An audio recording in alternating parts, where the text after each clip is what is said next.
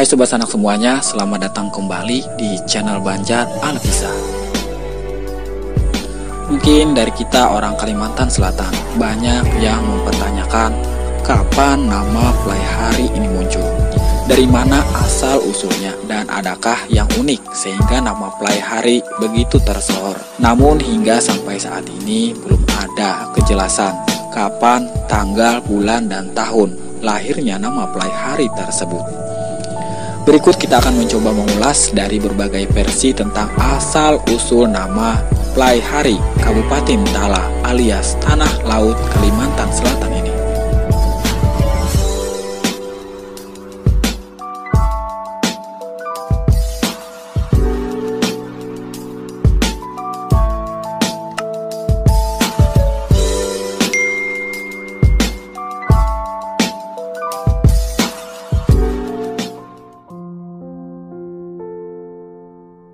Sobat Sanak semuanya, setiap tanggal 2 Desember, Kabupaten Tanah Laut memperingati hari jadinya, berbarengan dengan dua kabupaten lainnya seperti Kabupaten Tapin dan Kabupaten Tabalong. Kabupaten Tanah Laut, ibu kotanya Kota Plai Hari. Untuk asal-usul sebutan Plai Hari, versi yang pertama dikutip dari berbagai sumber, bahwa konon di zaman penjajahan Belanda, daerah Plai Hari merupakan wilayah hutan lebat. Daerah ibu kota di Banjarmasin kala itu diduduki oleh penjajah, sehingga banyak para pejuang Banua berusaha merebut kembali kota Banjarmasin. Namun sayang pejuang kita kalah dalam jumlah dan amunisi.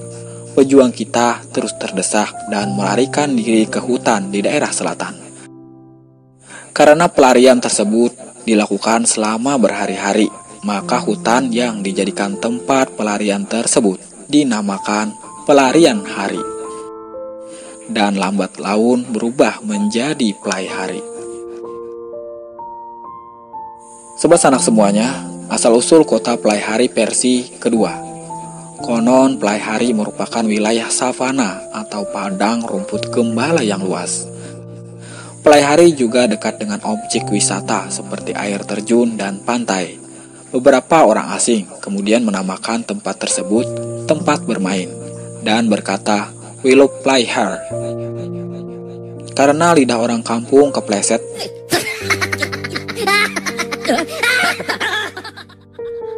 jadinya kata Plai Hari menjadi Plai Hari. Selanjutnya asal-usul nama kota Plai Hari versi ketiga menurut sejarah Kalimantan Selatan. Kota Plai Hari mengalami perkembangan dengan pesat setelah kedatangan bangsa Belanda dan penduduk dari kota Banjarmasin. Proses terbentuknya kota Plai Hari dimulai ketika Belanda mulai mengadakan pemekaran daerah kekuasaannya.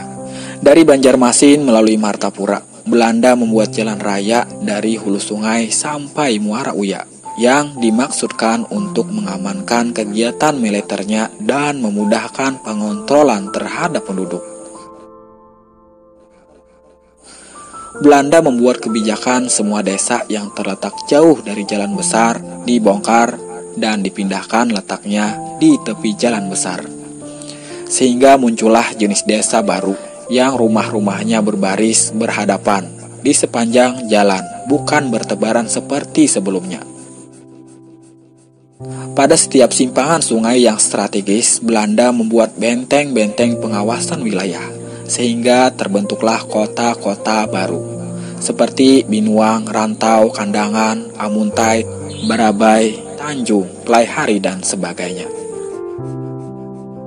Setelah pemerintahan Belanda memproklamasikan penghapusan Kerajaan Banjar pada tanggal 11 Juni 1860, dapatlah diperkirakan bahwa berdirinya kota Plai Hari setelah tahun 1860 atau Plai Hari menjadi pusat pemerintahan pada tahun 1892. Mengenai asal-usul nama Plai Hari ada beberapa macam informasi, antara lain Bapak Ahmad Sahrani, salah seorang tokoh daerah Tanah Laut, Beliau mengatakan bahwa nama Pelaihari berasal dari kata pelari, yang maksudnya tempat pelarian pahlawan-pahlawan Banua Banjar dalam menentang Belanda.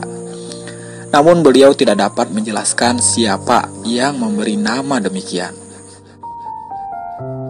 Sedangkan berdasarkan sumber lainnya, yakni Artum Arta, seorang sejarawan dan wartawan di Kalimantan Selatan, beliau menyatakan dalam bukunya Gelanggang Tanah Laut bahwa nama Pelaihari berasal dari nama seorang yang mula-mula membuka perkebunan lada, Moloko atau Maloko, yang kemudian menjadi Maluka, yaitu Master Hare.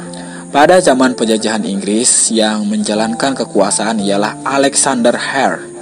Ia menunjukkan salah seorang keluarganya, yaitu Master Hare atau Master Pelaihari, untuk membuka perkebunan lada di tanah laut. Menurut Artum, nama Pelaihari ini sering diucapkan oleh orang-orang di tanah laut dengan sebutan Pelaihari, seperti pada umumnya penyebutan nama-nama orang asing lainnya, dan Molaka menjadi Maluka. Sedangkan pada zaman Belanda, kantor pos menulis Pelaihari dan beberapa instansi menulis Pelaihari. Pada zaman Bupati pertama Abdullah Sahrir menulis nama kota ini diseragamkan menjadi seperti yang kita ketahui sekarang ini, yaitu Pelaihari. Sampai saat ini, Pelaihari cukup dikenal di tingkat nasional. Yang membuat nama Pelaihari cukup terkenal adalah karena hewan ternaknya, belacan, nangka, dan satwa langka kijang kuning keemasan atau Cervulus Pelaiharius.